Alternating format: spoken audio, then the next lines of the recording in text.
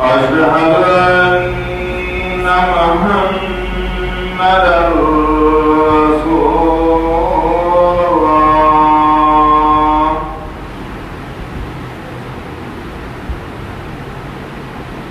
أشهد أن محمدا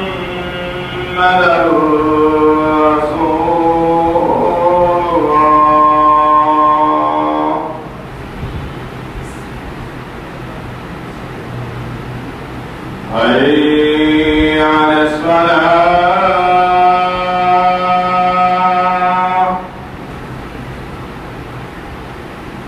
حي على الصلاة.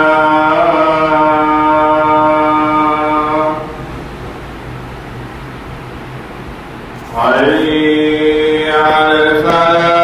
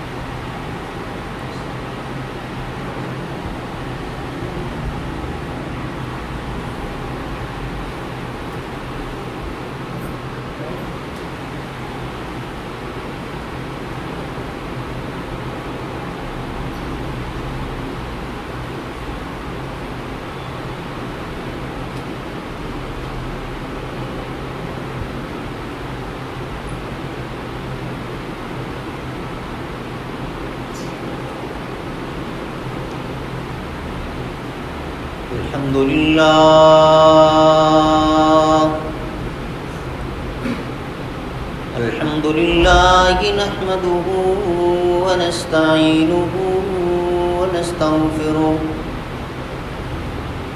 ونؤمن به ونتوكل عليه ونعوذ بالله من شرور أنفسنا ومن سيئات أعمالنا. من يهده الله فلا مضل له ومن يضلل فلا هادي له.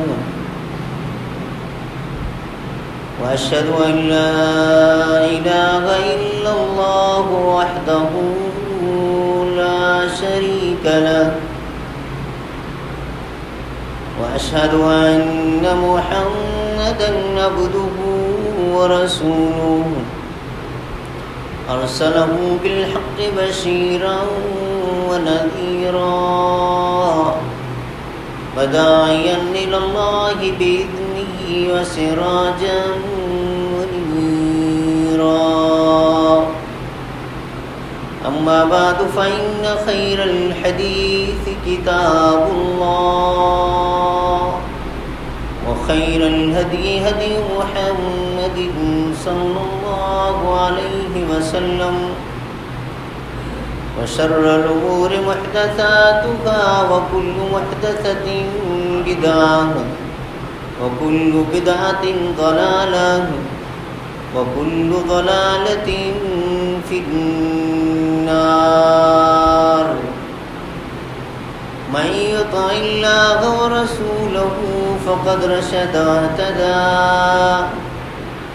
ومن يعص الله ورسوله فقد ضل وغوى.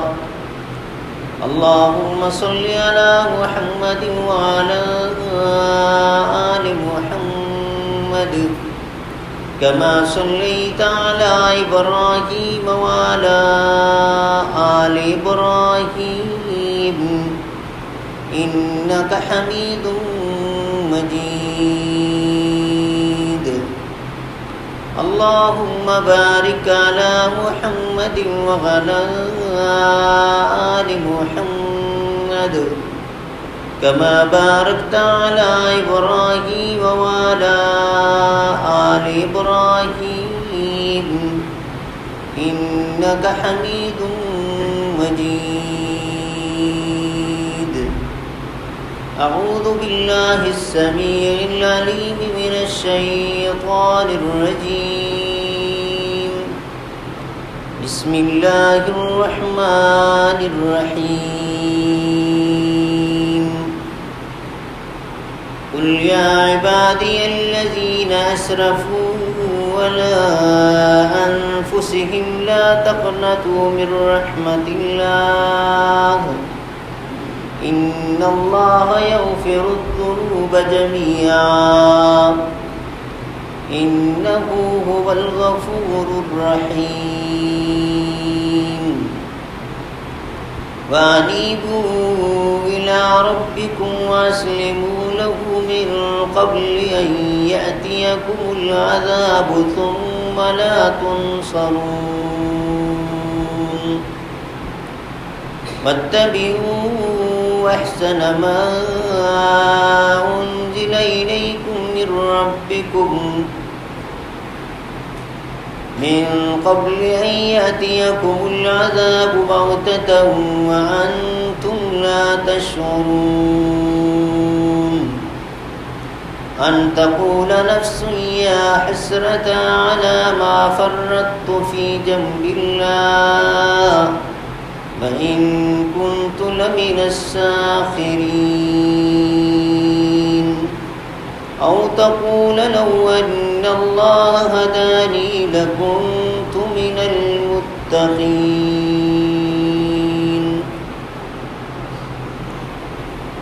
اللہ مالک الملک کی حمد و ثنا، اسی کے لیے تعریفات، تسبیحات، کبریائی اور بزرگی، جو اپنی ذات اور اپنی ایک ایک صفت میں بالکل اکیلا، منفرد، بے مثل اور بے مثال ہے. اللہ کی طرف سے، اللہ کے فرشتوں کی طرف سے اور ہم سب مسلمانوں کی طرف سے صلاۃ و سلام خاتم الانبیاء حضرت محمد مصطفیٰ صلی اللہ علیہ وسلم کی ذات اقدس پر، جو اللہ کے آخری نبی اور رسول بن کر مبعوث ہوئے، اپنے مالک کا پسندیدہ دین اسلام اور سچا آسمانی صحیفہ قرآن پاک ہم تلک منوان پہنچا کر اس دنیا سے رخصت ہو گئے. ماہ مبارک رمضان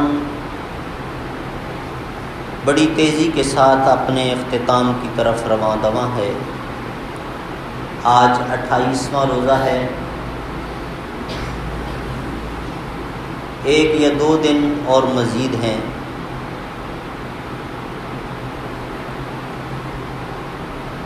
سورہ زمر کی آیت نمبر 53 سے لے کر آیت نمبر 57 تلک میں نے آپ کے سامنے تلاوت کی ہیں.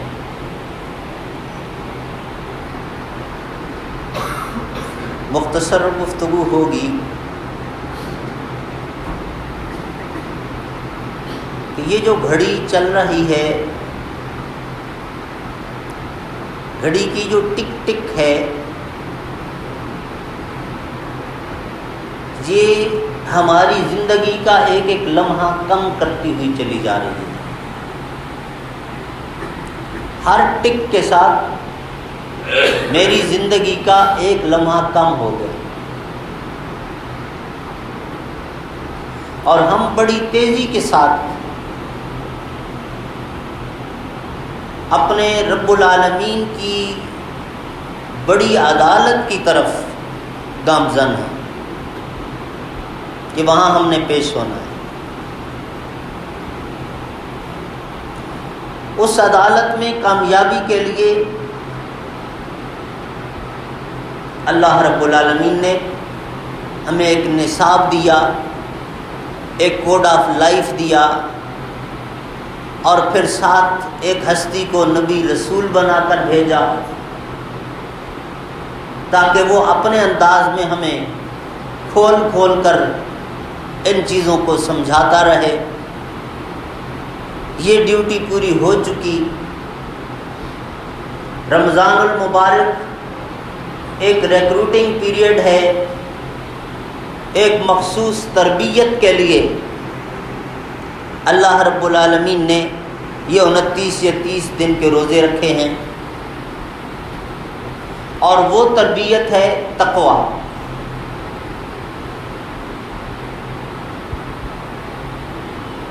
اسی تقوی کی بنیاد پر اللہ تعالیٰ نے دنیا میں بھی کامیابی کا وعدہ دیا، آخرت میں بھی کامیابی کا وعدہ دیا.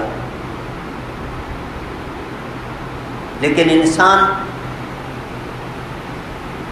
خطا کا پتلا شیطان کے بہکاوے میں آ جاتا ہے.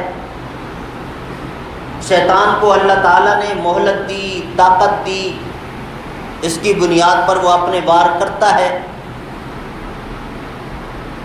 اور نبی کریم صلی اللہ علیہ وسلم کی حدیث موجود ہے کہ ایک شخص اس قدر گناہ گار، ساری زندگی اس نے گناہوں میں گزاری اور جہنم کے بالکل کنارے پہ پہنچ گیا. ہوتا ہے.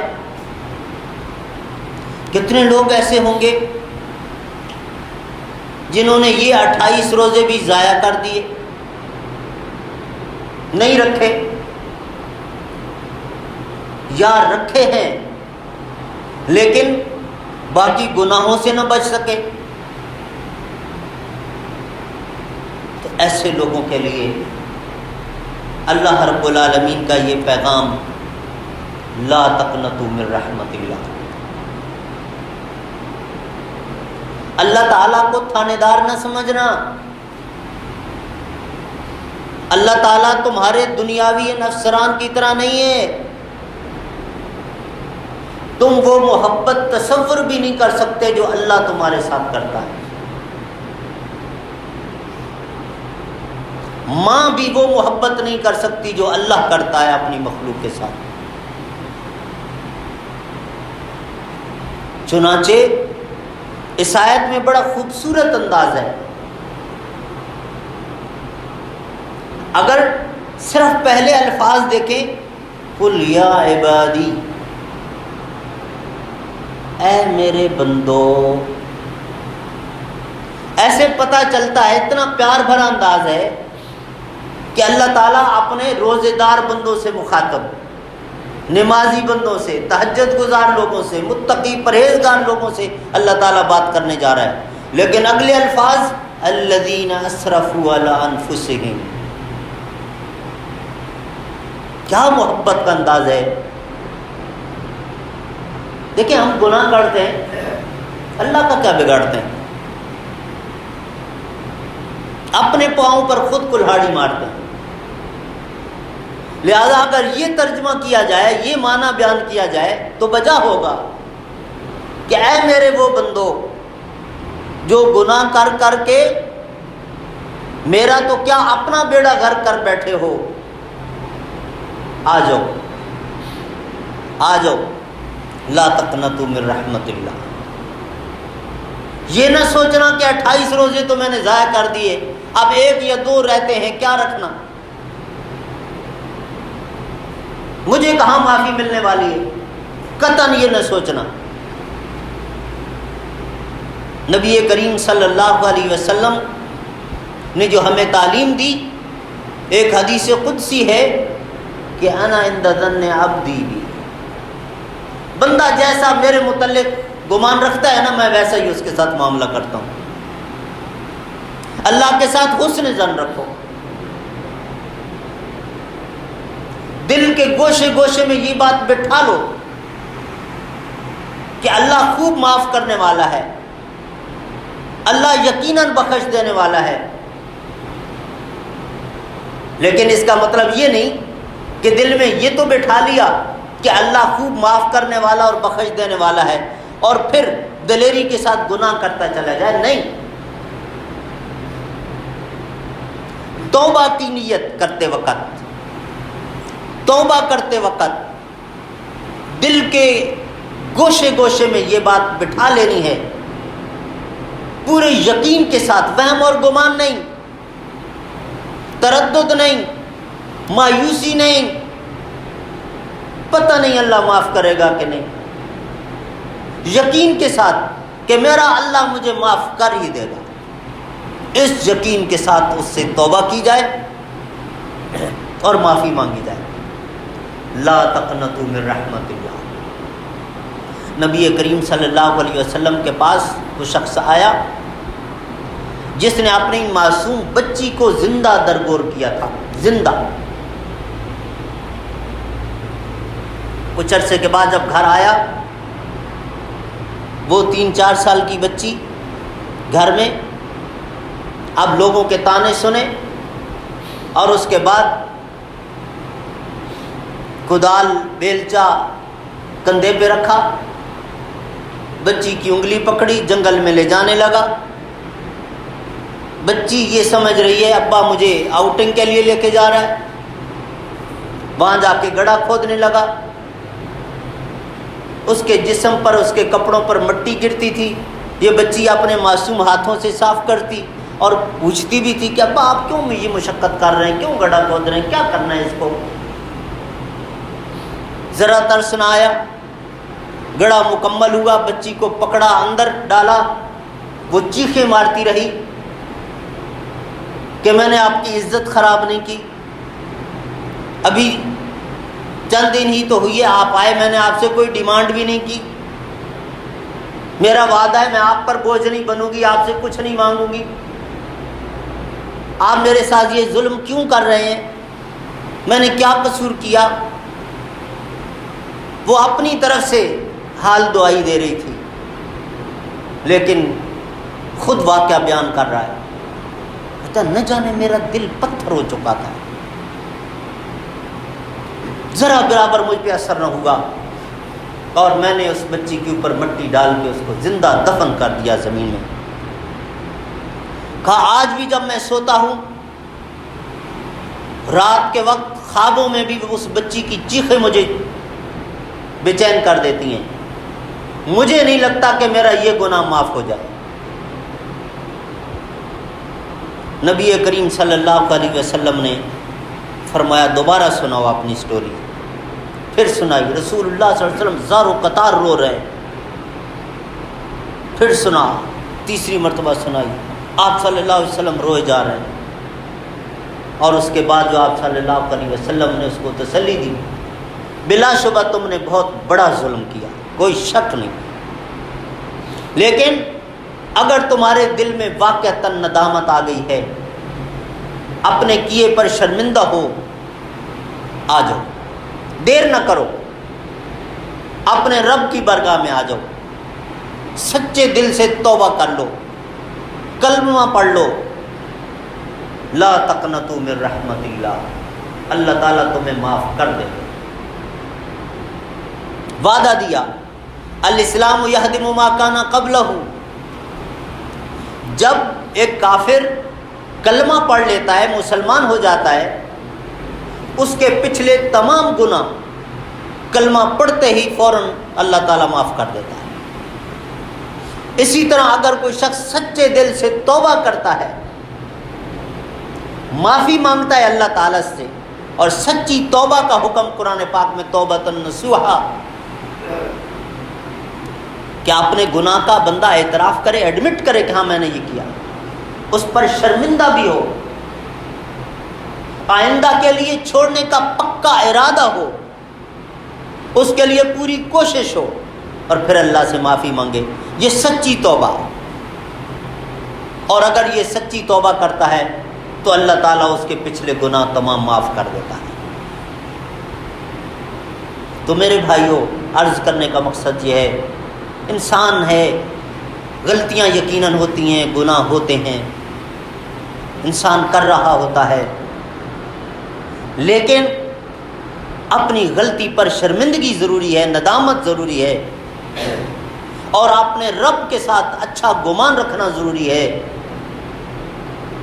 سچے دل سے اللہ رب العالمین سے معافی مانگ لیں کہ اللہ یہ میں نے 28 روزے بھی ضائع کر دیے، یہ ایک دو جو رہتے ہیں میں تجھ سے وعدہ کرتا ہوں کہ تیرے حکم کے مطابق گزاروں گا، بس یہ پچھلے میری غلطیاں اور گناہ تو معاف کر دے۔ سچے دل سے جب اللہ تعالیٰ سے معافی مانگیں گے، لا تقنطوا من رحمت اللہ والی نوید ہے کہ اللہ تعالیٰ کہتا ہے، اور وہ حدیث قدسی ہے نا، تھوڑے بہت گناہ نہیں، زمین پہ رکھو، ڈھیر لگاتے چلے جاؤ، یہ تمہارا انبار اور ڈھیر آسمان کے ساتھ ٹچ ہو جائے۔ اتنے گناہ کون کر سکتا ہے؟ لیکن ہمیں سمجھانے کے لیے بات کی کہ اگر اتنے زیادہ بھی گناہ تم نے کر لیے، موت کا گھنگرو بولنے سے پہلے تمہیں احساس ہو گیا، سچے دل سے توبہ کرنا چاہتے ہو، مت دیکھنا کہ لوگ کیا کہتے ہیں۔ لوگ کہتے ہیں 900 چوہے کھا کے بلی حج کو چلی، چھوڑ دینا ان باتوں کو۔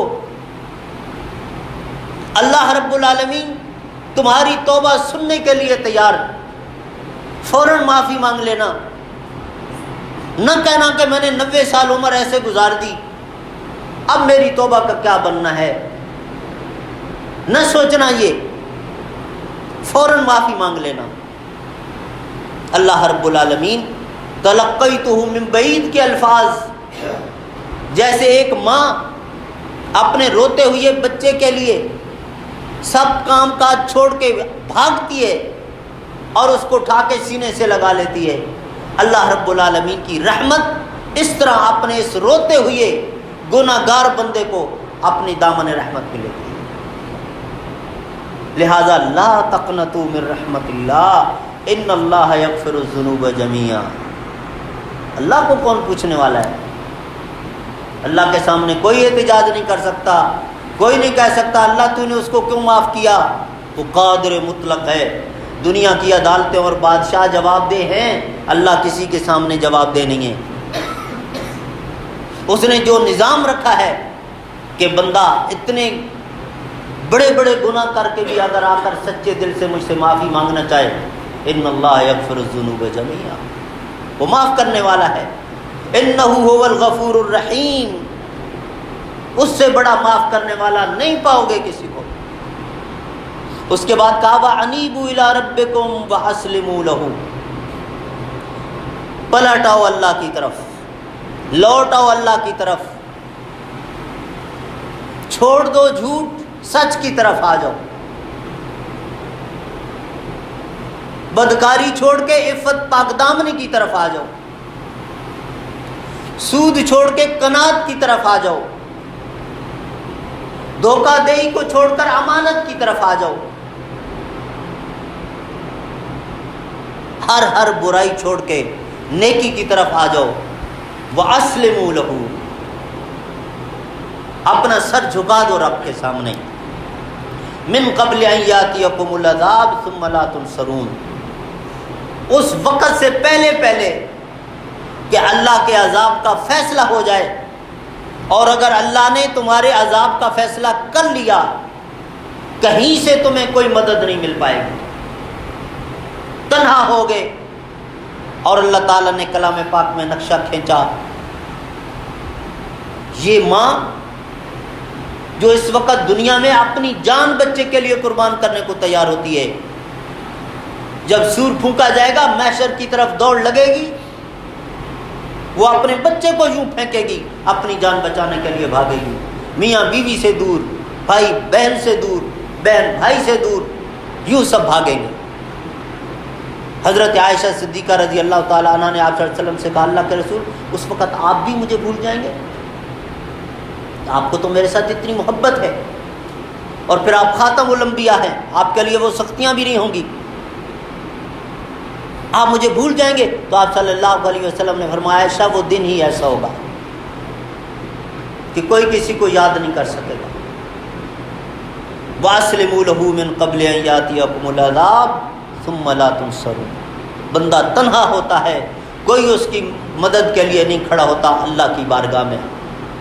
وَاتَّبِعُوا أَحْسَنَ مَا أُنزِلَ إِلَيْكُم مِّن رَّبِّكُم، اس کے دو معنی، ایک تو یہ ہے کہ اللہ نے جو تمہیں قانون دیا ہے اس سے اچھا کوئی قانون ہو نہیں سکتا، لہذا اس کی پیروی کرو، وہ قانون اپناؤ، حلال حرام جائز ناجائز۔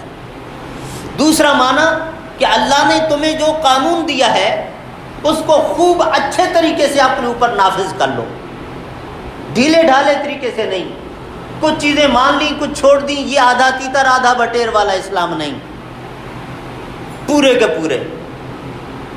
اس کے بعد ایسا نہ ہو کہ ان یاتیکم العذاب بغتۃ، تم اسی غفلت میں اپنے دن رات گزارتے چلے جاؤ اور پھر اچانک اللہ تعالیٰ کے عذاب کا کوڑا تمہارے اوپر برس پڑے اور اس وقت تم نادم اور شرمندہ ہو، لیکن اس وقت کی ندامت اور شرمندگی کام نہیں آئے گی۔ تو میرے بھائیوں، انسان واقعتاً غافل رہتا ہے اور پھر ایک وقت آتا ہے کہ جب اس کو احساس بھی ہوتا ہے، لیکن اللہ تعالیٰ نے دیکھا نا کتنی مہربانی، کہا کہ موت کی گھڑیاں وارد اگر ہو گئیں اس وقت توبہ قبول نہیں ہے، اس سے پہلے 90 سال 100 سال عمر تمہاری گزر گئی، اتنا لمبا عرصہ بھی تمہیں مہلت ملی، کر لو توبہ۔ تو اللہ رب العالمین سے ہم سب سچے دل سے اپنی غلطیوں کی معافی مانگیں۔ یہ رمضان المبارک کا آخری جمعہ ہے، جمعے والے دن ویسے بھی نبی کریم صلی اللہ علیہ وسلم نے فرمایا کہ ایک گھڑی ایسی ہوتی ہے جس میں جو دعا کی جائے اللہ تعالیٰ قبول فرماتا ہے۔ ممکن ہے کہ یہ گھڑیاں، یہ جو آخری چند گھنٹے رہ گئے سورج غروب ہونے سے پہلے، ان میں ہمارے لیے وہ بار آور ثابت ہو جائے اور ہم اپنے اللہ کو راضی کرنے میں کامیاب ہو جائیں، یہ بہت بڑی کامیابی ہوگی۔ اللہ رب العالمین ہم سب کو اپنا صحیح معنوں میں سچا اور فرما بردار بندہ بننے کی توفیق عطا فرمائے۔ سبحان ربک رب العزت عما یصفون وسلام علی المرسلین والحمد للہ رب العالمین۔